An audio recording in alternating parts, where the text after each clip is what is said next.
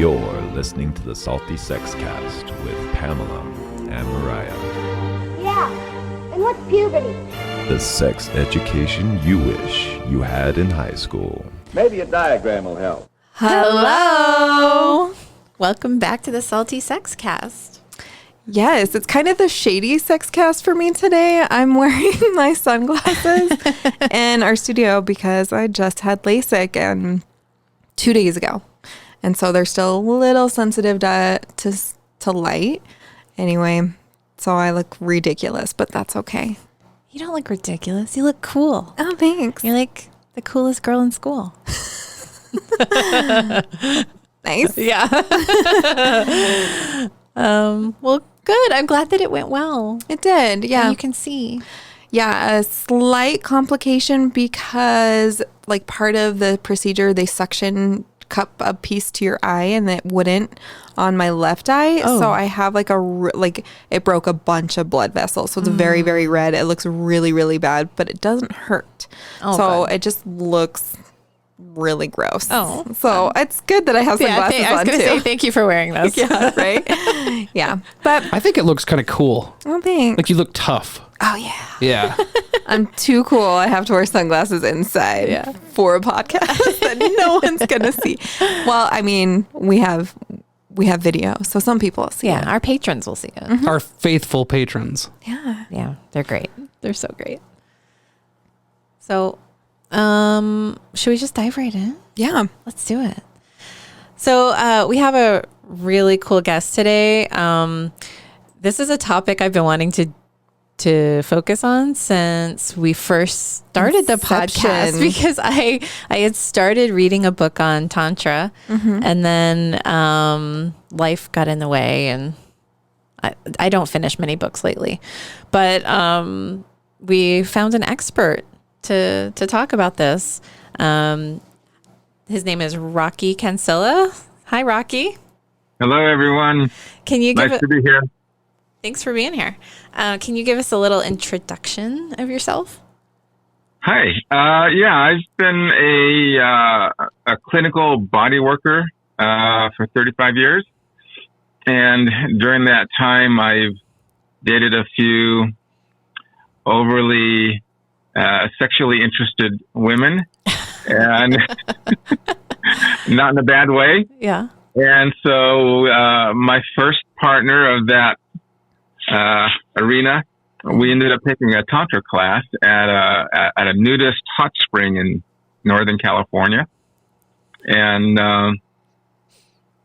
I've evolved from that to including what I do energetically with my body work and the Tantra, and it's become a lifestyle. Wow. It's very cool.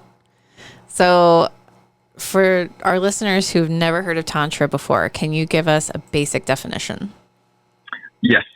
So Tantra is about recognition of energy in your body and intentionally increasing it and moving it through your body, which the body has 7 sections from the top of your head to the bottom of your groin. And those 7 sections contain all the past and present emotions that you could possibly have.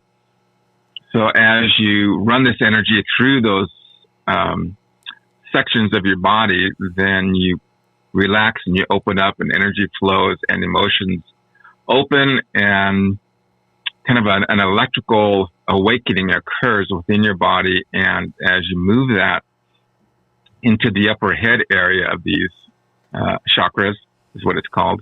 An altered state occurs where your body can feel kind of sparked or electrical or orgasmic.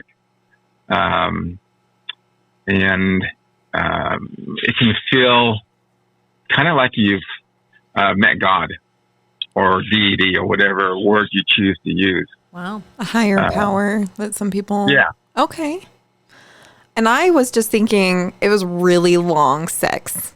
Like that's all I knew about it. Like it just like was like a day long thing. That's Yeah. as my ignorance I was on. Like I was like, can be. oh, I didn't know. And so no, I'm gonna come at you with all the novice questions. We'll be kind to myself instead of saying ignorant questions. I'll say novice. Yeah, so I've always been kind of skeptical because like I'm an atheist and you know, when I like left religion, I kind of left my spirituality behind, and I've been really trying to find a way to reconnect with that. And so I've been really skeptical of things like, I don't know, chakras and other things that I would consider like new age religion kind of stuff. But having said that, like it's undeniable the results that people get from the practice of Tantra, right? Yeah. Yes. And you said something about like an electrical stimulation. Yes. So our body is electricity, it's fluid, it's soft tissue, it's bone, and electricity makes the muscles fiber contract, which allows us to walk and move around. That's just electricity.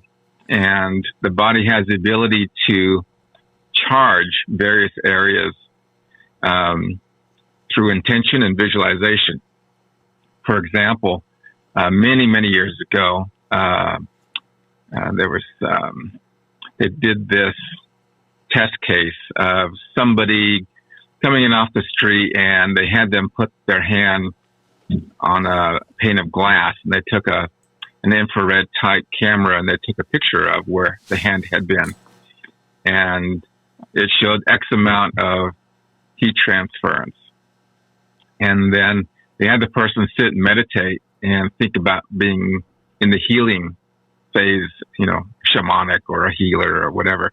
Okay. And they replicated the test, did another handprint on another pane of glass, and took a picture of that. And it showed remarkable increase in heat transference. Mm-hmm. So what we learned from that is that when you focus on various parts of your body and with intention, you can actually change your body temperature. You can change the amount of electricity or energy that's flowing in that particular area you're thinking about.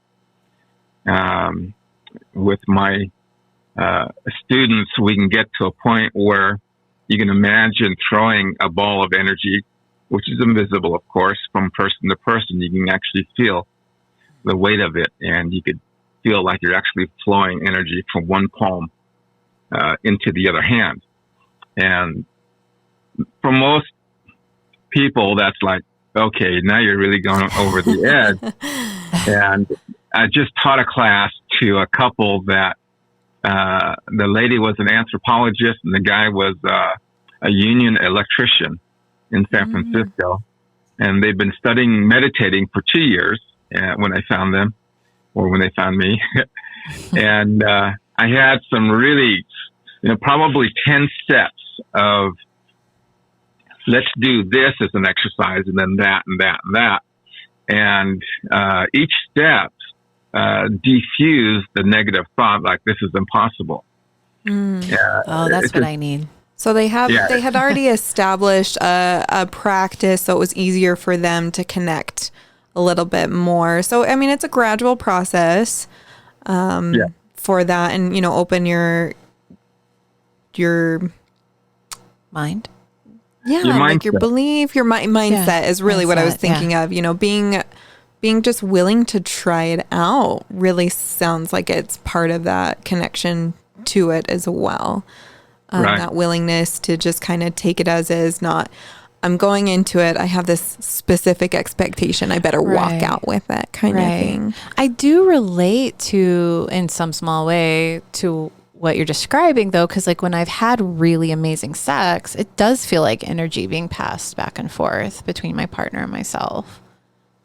That's Yeah. awesome. Right? Have you experienced that before? Yeah, like you're kind of on the same wave, you're just very open to what's coming and things like that. I think really kind of helps set that. So when you're walking through somebody, Rocky, when you're walking a couple or somebody else through this process, kind of what does your practice look like? Can we start there? Sure. Have all of you that I'm speaking with right now versus the podcast, have you watched the movie The Karate Kid? Yes. Yes. So you know the scene wherein Miyagi heals or helps neutralize some of the pain. Yeah. How he claps his hands and he rubs them, and then he puts his hands over the injured area. Yeah. I always thought that was a bunch of bunk. Oh, really? Tell me I do that with my Tell me why eyes. it's possible, Rocky. Say again? I said, tell me why it's actually possible. All right. Let's see. Well, for one thing,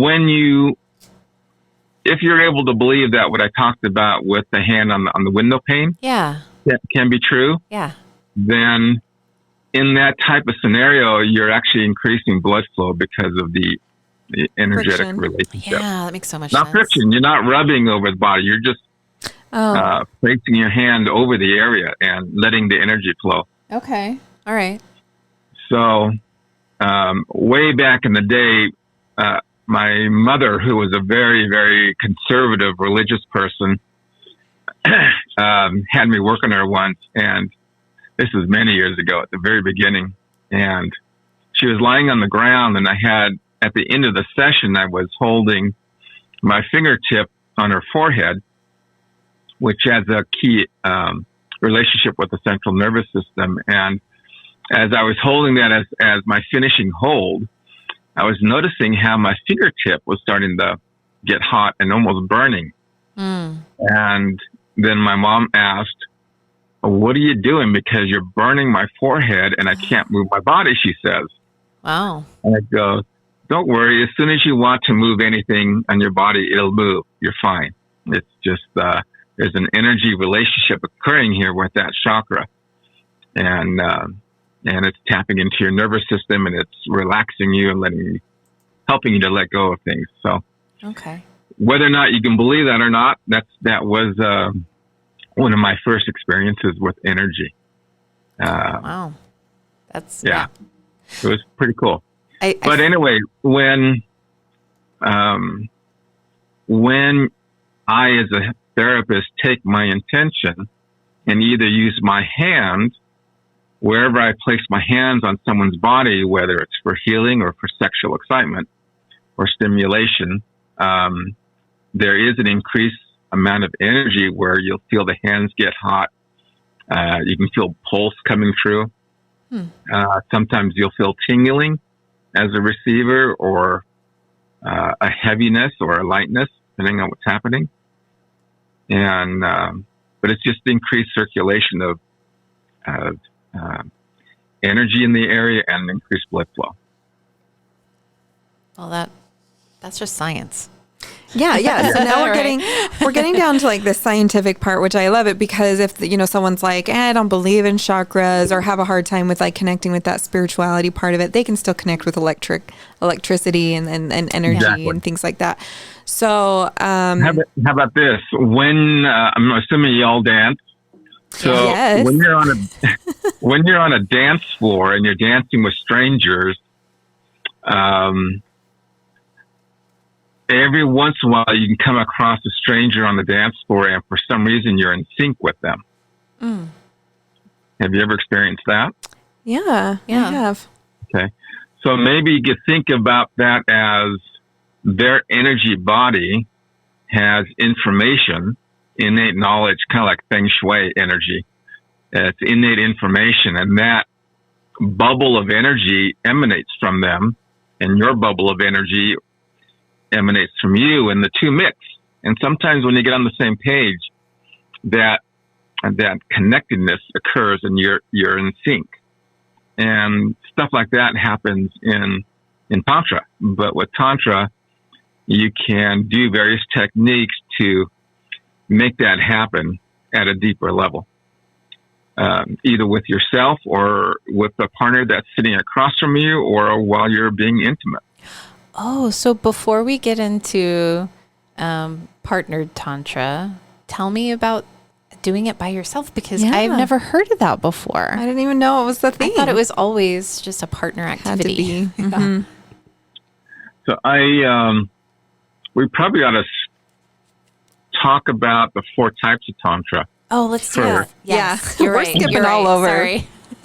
Should we maybe get a little foundation developed here. Okay. The old classical Tantra, which comes from India and whatnot, that's it's a modality that takes the individual, and as they do these techniques, the 7 sections of the body open up, and as each level opens up, the energy flows from their groin area up into their head area, which is your insight and spirituality area, intuition and all that. And they've used that to have their meditation. It's like their moment to dwell in this altered, electric, ecstatic, heightened sense of awareness, place of being. And so that's their way to dwell with deity or life, Okay. that kind of thing.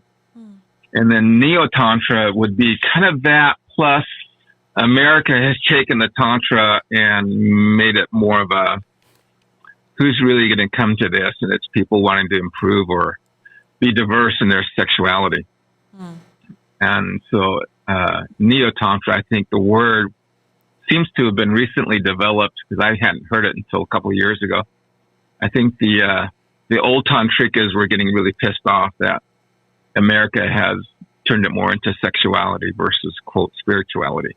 But you can do both in that. And there's something called white tantra and red tantra. So white tantra would be doing everything we're talking about, except you're not making contact physically with your partner's genitals. But we're still talking about individuals. So I guess for that sake, you don't have to touch your genitals while you're doing this. Okay. And then red tantra would be doing all the white tantra stuff, but you're also including genital contact.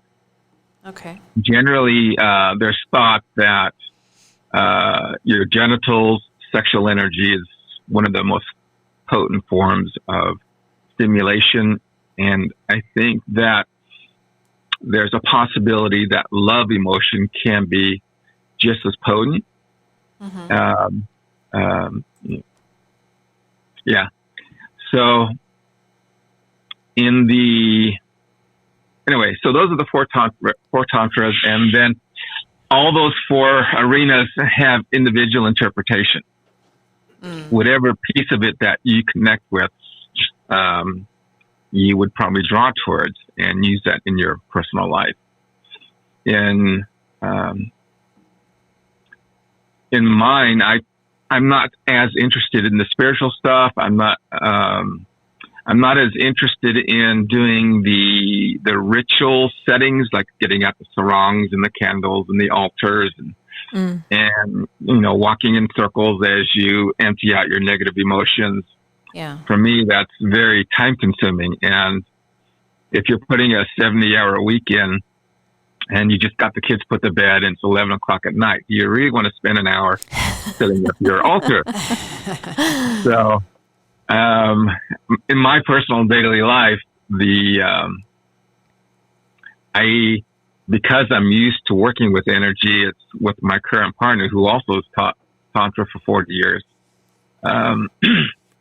I just throw out my energy bubble, and I interact with her with that, and I do. We talked already about hands becoming hotter, but any part of your body can heat up with energy and tension. And I can send energy across to my partner, various,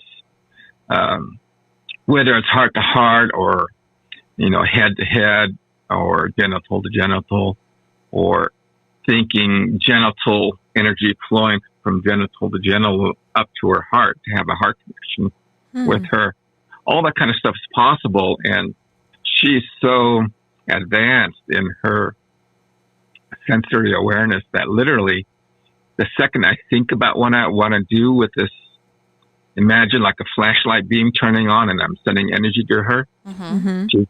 She's already climaxing with it. It's quite fascinating. Wow. She's in tune and picking it up. Exactly. And it's that intention. You know, what you're saying is you're intentionally focusing on all those, and with, you know, continued practice, it becomes easier and more direct. More responsive. Yeah. Well, More responsive. Yeah. Yeah. Wow. That's what I've been Yeah. working on with my sexpert. Yeah. That you've been doing a lot of work that you've kind of shared. And with. it really has made such a difference. Like, I've figured out that when my body's not responsive, it's because I'm in my head instead of in my body. And Exactly. I have to, it's so hard for me to get out of my head.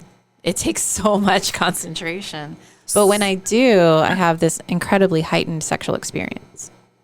So like letting that come and be there fully present, intentional with the exactly. space, time, and energy. Yeah. That's really cool. So with the old Tantra, sorry, I guess I wasn't listening as closely as I wish I had been. But what, are you saying that sex is actually, or sexual energy is actually a tool to reach a higher spirituality? Yeah. Okay. Generally, the three techniques is breath, sound, movement. So if you think about when you are in the throes of a climax, are you lying there mute, or are you more active? Are you breathing harder than when you started? Are you groaning and moaning, yelling and screaming? If it's good, I am. Yeah, exactly. Yeah. So, when you do, they have these breathing and moving techniques that, if you're in your head, it gets you out of your head. It totally gets you back in your body, because it's a kinesthetic experience. And you're breathing and you're moving your body and you're doing all this with patterns, and it forces energy through the 7 sections of the body. And when each section unlocks, the energy will flow to the next, and it all starts at the bottom and works its way up. So interesting. That's, if you're going for, the full body orgasm and the big wow, that's something you would do. And it does take time to do that, to work through those layers. So is the goal of Tantra really orgasm? Hopefully not. Okay. Orgasmic state, yes. If you're climax oriented, then you may miss the party. Oh. It's almost like the difference between sailboats and speedboats. If you're on a speedboat, you're about getting to the end and you miss the journey. Yeah. If you're on a sailboat, Experience, yeah. yeah, it's slower and you're feeling everything and you're involved, and you see, feel, and hear more. Okay, so it's a full experience being, because you said, so the full body orgasm, kind of describe what that is that you're talking about. All right. I will share a story then. I would love to hear. And I'm sure our listeners would too. If not, we're going to make them. Yeah, really. So, to give you background on some of this stuff we're talking about doesn't happen overnight. Oh, no. Yeah. Sounds like it takes It's practice. a practice. It can be. Yeah. Right. So I shared who I am and what I do with one of my roommates, and she's a nurse scientist, and I gave her a really dry, very technical book. I read 2 pages on it, and within 2 weeks, she had what it took me a year to get. Oh. So it was. So the techniques work if you do it. And anyway, so back to my my story. So I was taking this class for the 3rd time because it was preparatory to my teaching on a new cruise ship, and I was helping my instructor in the classes. And so I went to the class for the third time because I needed to pick up on his latest choreography and new techniques and just refamiliarize it, since it's been quite a few years since I'd been around them. And in the class, there was this girl that I was scared of. If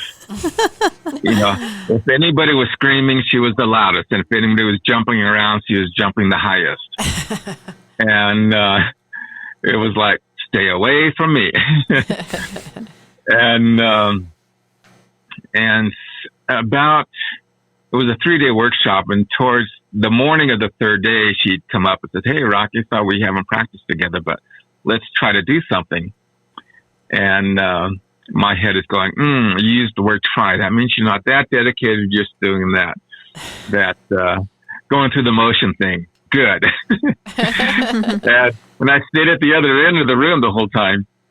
And then and eventually that was the day where we integrated the whole 2 days worth of pieces that we'd been practicing, and we were putting it all together in one choreograph. Do it.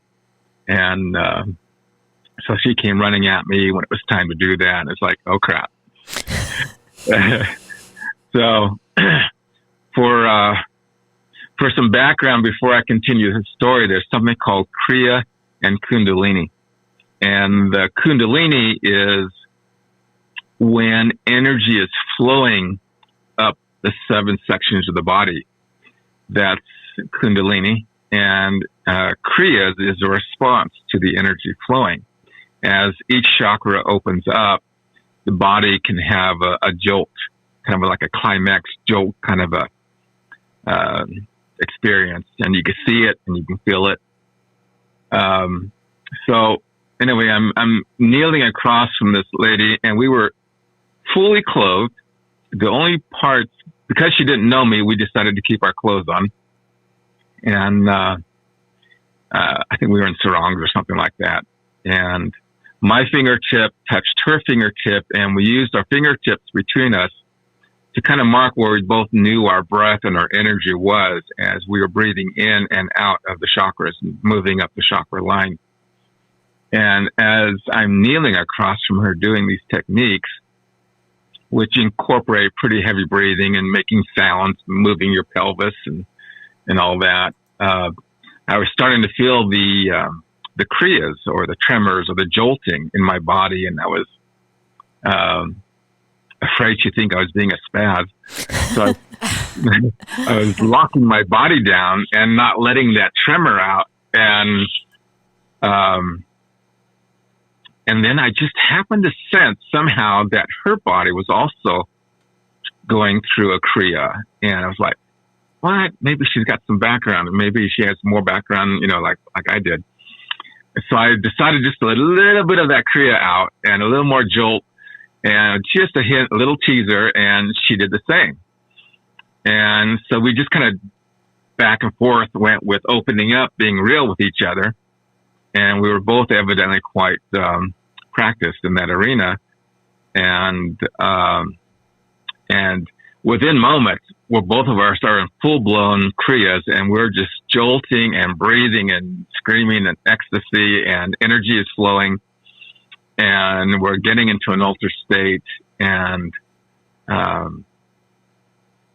then we start busting up laughing because the that we're experiencing, and the rest of the class is going, hey, we want to do what they're doing. And it was just a crazy ride. And then there was this is actually my first glass ceiling experience in Tantra with energy. And as my throat chakra opened up, I recognized that there was a little fear, some constriction started. And I kind of breathed through that. And then as I broke through that, I was starting to get into that connection with life force, deity, or whatever the words you want to use. Mm-hmm. There was this kind of hum that came over my body.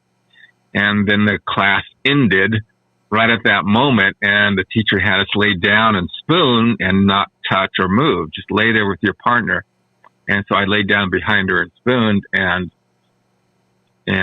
we recognized and sensed the energy between us, the presence between us, and just being versus doing. And then the teacher had the students turn and face each other, lie there gazing into the eyes of your partner. And I, at that moment, felt like I had made love with her. The most remarkable love you could imagine. Wow. And at that point, my body is just humming. And class ended, we had dinner, and then we went to the hot springs, and 5 of us went to go float in the pool, and they all decided they wanted to float me, and so they picked my body up the top of the water, and this humming in my body was still there. And as they touched me in the water, and just a light finger stroke around my ankle, and my body is jolting in electric ecstasy, and we're all going, what's going on here? And so this literally lasted a total of 4 hours, where I am in jolting, ecstatic kriyas, and anywhere these people were holding my body was like sparks of energy. So I'm really curious, Rocky, like when you talk about this energy and the orgasmic experiences, like I've always thought, maybe wrongly, that orgasm happened for like a physiological reason, that, you know, if it wasn't amazing or it wasn't working for me, then it was because my body was just not Responding? Yeah, but it wasn't responding because my body was deficient in some way. Does that make sense? Yeah. But from what you're saying, it seems more like energy is what causes the orgasm, not physical touch. There are 3 forms of orgasm: physical, energetic, and spiritual. Ooh, let's talk about all of those. Yeah. Okay. And when you're referring to having difficulty reaching an orgasm or climax, usually, there's something called body locks, and they're the sections of the body that if you have stress, then you have contraction. If there's contraction, you don't have energy flow through that section. And if you can move it and open it up and relax it, let the energy flow, things work better. And even if there's, an abuse situation where you have difficulty orgasming or climaxing, still that could be an emotional stress in any multiple chakras. So at some point, I was going to talk about that as a way to work through. But my mind just blanked out. What were we saying? Yeah, we were talking about the 3 different types of orgasms. Oh, yeah. Energetic, physical, and spiritual. So physical is you put your hand on the clitoris and you rub it. Mm-hmm.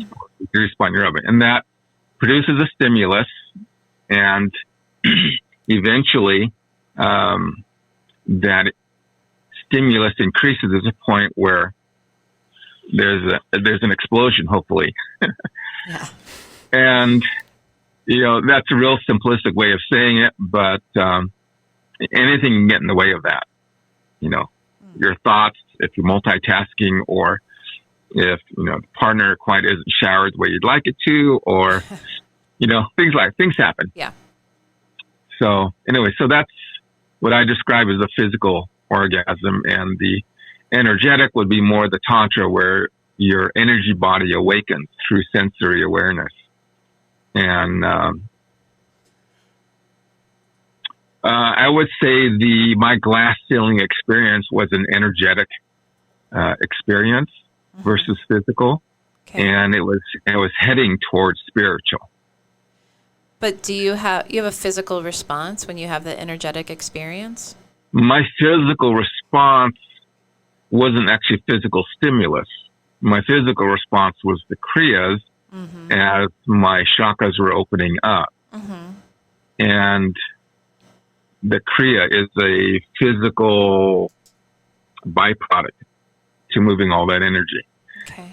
And if you stay in that state long enough and you do all the techniques enough, then that will peak you beyond the Kriya into your energetic or spiritual orgasmic state. Okay. So, And then can you describe the spiritual orgasm one more time? yeah, have you ever had an experience where something was so in the arena of love emotion, whether you see a baby being born or you see all these pictures of a mother holding a child, and you can just feel what all that is. Mm-hmm. Even a sheep and the ewe baby lamb out on the farm, just newly born. There's something really energetically special about that. Mm-hmm. And I think when you dive into whatever that is and you expand it, and for me, that would be breathing and doing these techniques, opening up the chakras and going into a state of unconditional pure love. Mm. And maybe when the upper chakras in the head, the intuitive and the psychic part of your chakras are that open, I think that we come in touch with the pure love of connection with the Creator. Mm. Whatever your belief is in the creation. Mm-hmm. And that, for me, that's what spiritual climax would be like. I think for me, the closest I come was when that girl that I was practicing with turned around and we faced each other's eyes. Mm-hmm. And we looked into each other's soul. The feeling of having made love with her was so profound that really was more, I made love, not sex with you. Mm. Yeah. And that was some love, for me, that was some level of a spiritual climatic experience. Yeah.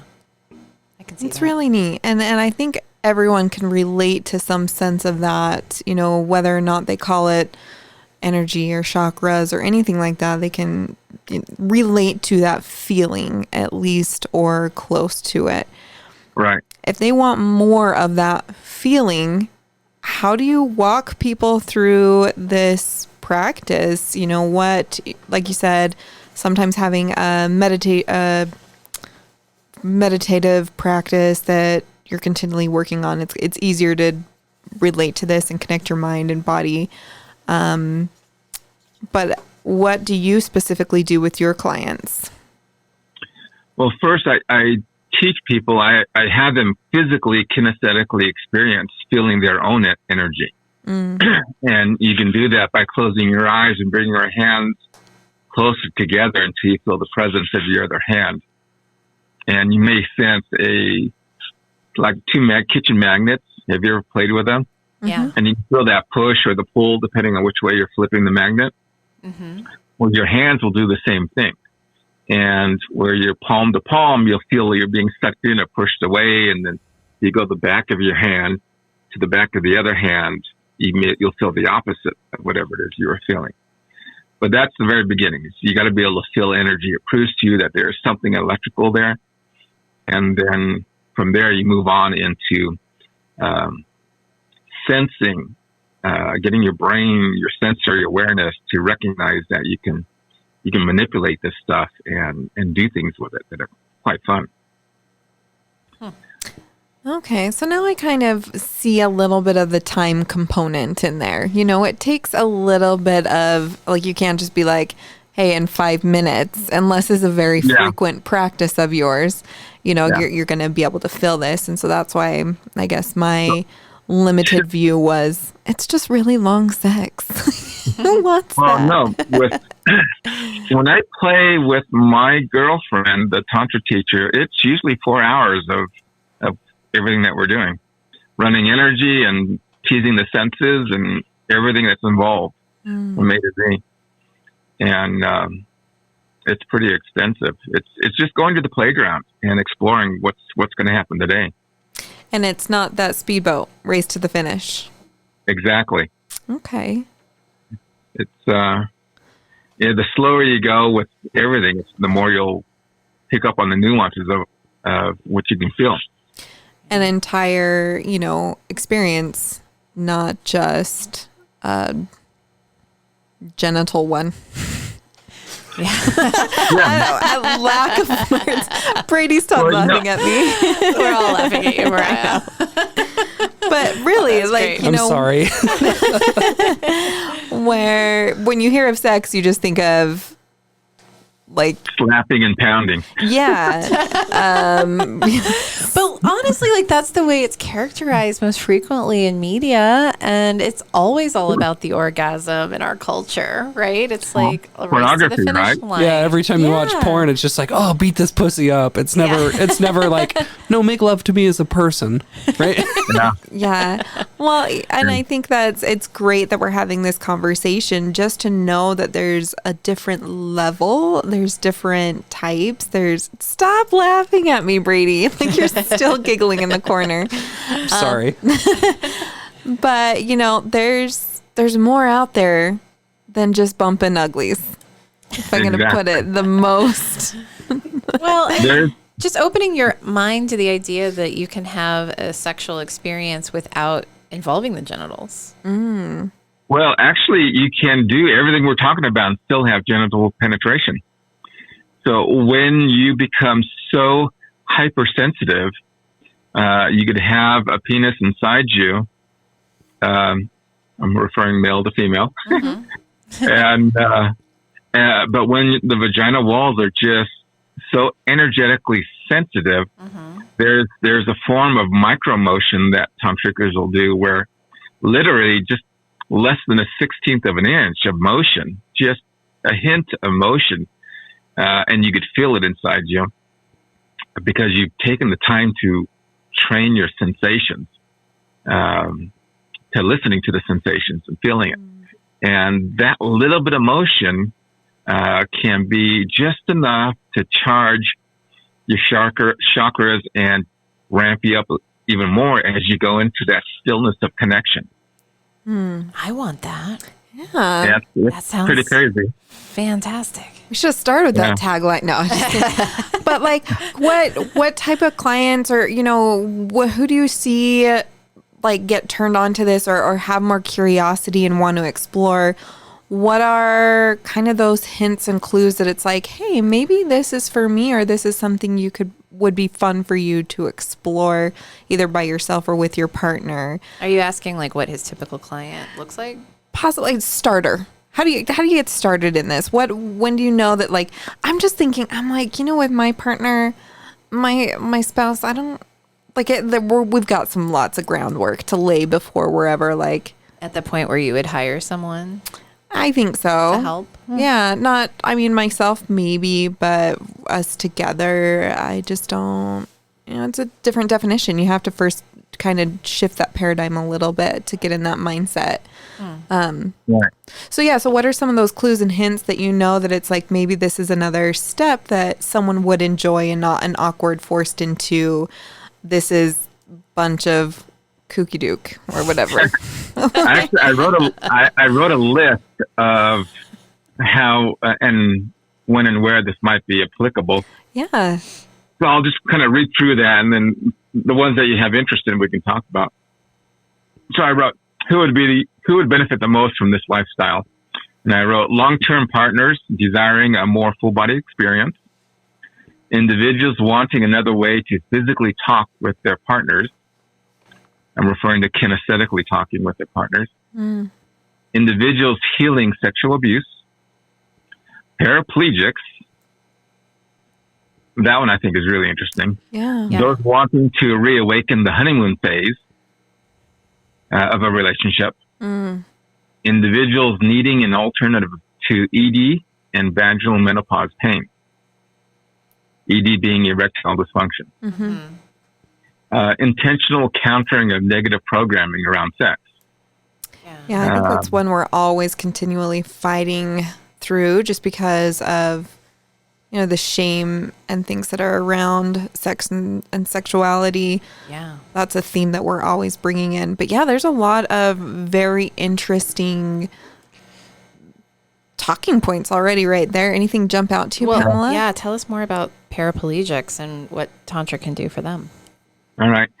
I heard the story 30 years ago about a paraplegic. Had no use of hands or legs, and he had a harem of women that adored him for what he could do in the bedroom with them. And it was he had the ability to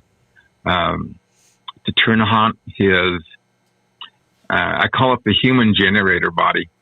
So when you do these techniques, any part of your body or your whole body can become charged with energy, and you can magnify it and magnify it and magnify it and channel it and send it out to someone.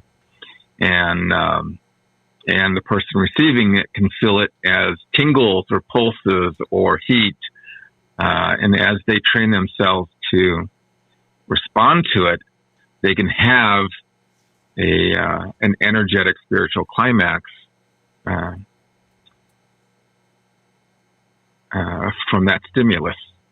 And so that was my interest in the paraplegics. Like, if you can get to that level, imagine what you can do with being able to move your hands and fingers. And the last class I taught to this couple I mentioned earlier, I could tell that they were both really, really responsive. And I think because they had the 2 years of meditating under their belt, and they were used to moving energy in that respect, in the mindset. Mm-hmm. And so as I had them do holding points on the head and the heart and then the low abdomen, I was watching her body language. She was definitely waking up. And so I told them to have one fingertip barely touching her clitoris tip and one finger inside touching the G-spot, and imagine a river of energy between his two fingertips, which will, of course, be traveling through the clit to the G-spot. Mm-hmm. And I was watching her receive this, and her mouth is opening. She's breathing harder, and her pelvis is starting to move. And I'm thinking, she may have not been ready for this, so maybe I ought to bring this section of the techniques to an end, and they could play that on their own later. Yeah. So, but that's just something fun that you can do with energetics and whatnot, and what the paraplegics can do with thinking about it. Mm. Sometimes as a body work, I'll hold someone's feet or the shoulders, and then I'll think about the energy from my hand flowing through their body. And do I feel blockages in the body? Like, how far is this energy, or like for example, a flashlight beam coming off my hand? How far is that flowing through the body?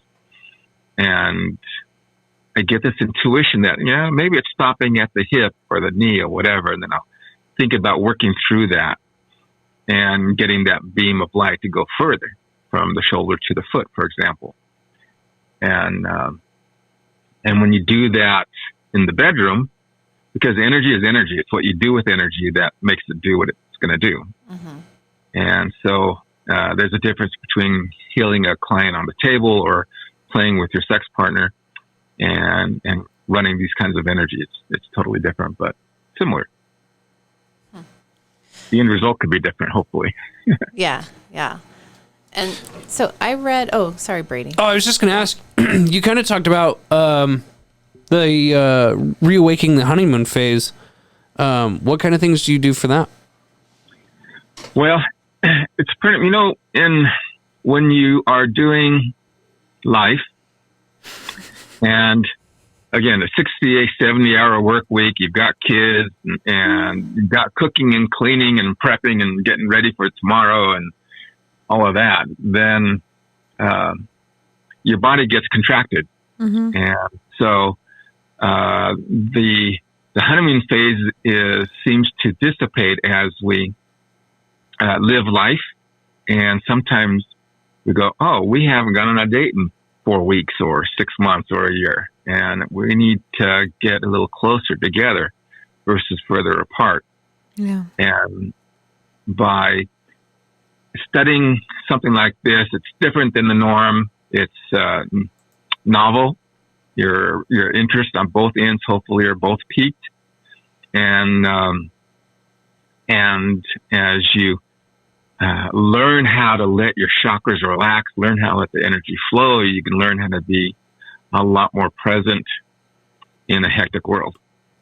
And so the connection is renewed, and the desire to be closer to your partner is there. And sometimes, when you're both really tired, you don't want to put an hour or two or more of the energy that it takes to have physical sex. There are times when I will hold my partner, because I drive around a lot. I have a 500-mile driving circle, and when I get home to her, it's like, I really don't have energy to be that physical with you because it's a 2 to 4 hour deal. Mm-hmm. And so I will hold her, and I'll meet her when I come into bed with this bubble of energy. It's like my whole body will be this welcoming, soft, relaxing energy, and I'll just hold her in it. And I'll the various chakras or sections of my torso, I'll send out as a high. I'll just send a little beam of energy, a little tendril of this floaty little energy, and just kind of talk to her with that. It's like, hi, I'm holding you. It's nurturing, it's healing, it's reassuring. It's saying, I love you, I care for you. And that may or may not go anywhere. I just may wake up in the morning and go, that was great. Or it may go into, hey, all of a sudden I've got the energy, let's do something with it. Aww. So for me, that's the honeymoon phase. Yeah. Still doing what you can to connect with your partner. So what services do you offer? We've learned about kind of the starter game. Right. We've laid the foundation of what it is, but when someone wants to know more, and what do you offer for your clients?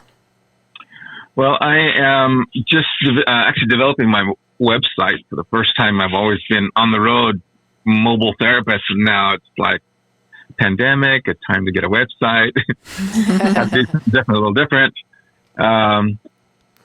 So I am. I'm getting ready to teach clinical bodywork. Everything I've done for 35 years clinically, and there'll be sections in that for home remedies for husbands and wives working on themselves or the kids if they got a headache or a tweaked neck or a little ache here or there. One of my philosophies is that we know that women can multitask, but husband gets home. Well, that's maybe a chauvinistic statement. Let's say, okay, delete that, right?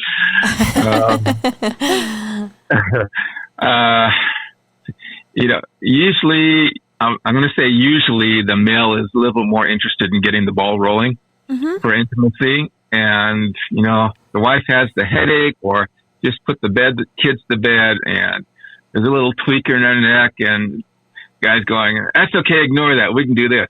It's not so conducive. So my theory has always been, hey, I know you got a headache, or I know you got a little tweak in your neck, or there's a little, pinch in your elbow. So here, let me rub it out. Let's get you to feel physically comfortable as much as possible. And then let's see what happens. So classes will be generated towards that. And I also will be teaching sensual aquatic erotic massage. And what is that like? Tell us a little more about that. Well, that's in a heated pool. You hold somebody on the surface of the water, and it kind of looks. Yeah, really. It looks like water ballet. It looks like passive yoga. It feels like any kind of massage you've ever had. So that's kind of what it looks like. For me, holding someone and taking through the process, you can go from being curled up in a fetal position to that first moment of stretching your foot out and leg out for the first time and taking you through all those beginner motions fetal type motions, and then taking him through the progression of life to adult, to you're being held by a male and you're a female, and this is juicy, and the integrating sensory enhancement techniques, the soft stroking of erogenous zones while you're holding them in various types of positions in the water, whether you're being held further away or close to the body. So that kind of stuff. That's so fascinating. I didn't even know anything like that existed. Yeah, it's pretty cool. I had this one muse for 7 years. We've never had intercourse, but the energetic that occurs in what we do is off the Richter scale. It's so cool to be able to connect with someone and not have to worry about, he's going to put the move on me. Yeah, that kind of stuff. Yeah. It's dancing in a different way. And you said you were also, shifting with this times and doing some Zoom classes. Is that correct? Yes. So I'll be teaching clinical massage over the Zoom if somebody's interested. The classes for working on partners and family can be on Zoom. The essential massage, whether it's on the table or on the ground, can be on Zoom. And unfortunately, the water work is not be so conducive. Wouldn't want that electrical appliance to fall into the pool with you in it. And then, where's the best place that people can get a hold of you or learn more information from what you offer? Well, the website's still being built, so my email is cancillarocky@gmail.com, and that's spelled CANCILLA,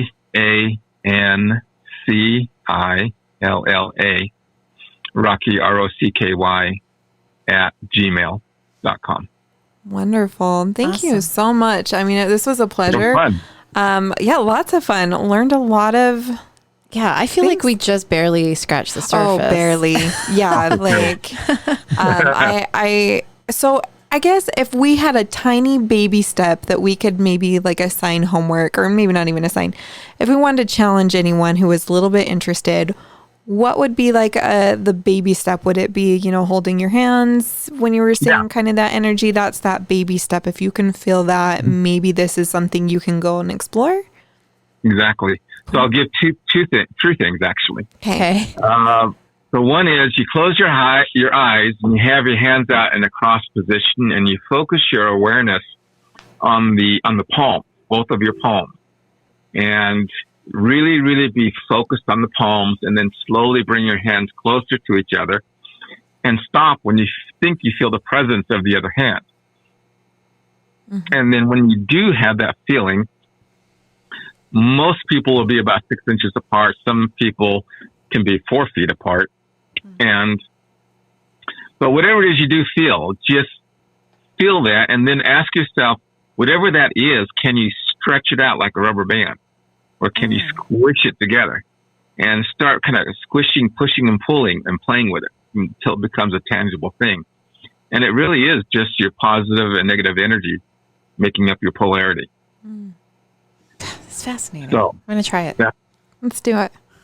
We'll report back. Yeah. So that's the first thing. Do that while you get one of you to do that while I'm continuing to talk.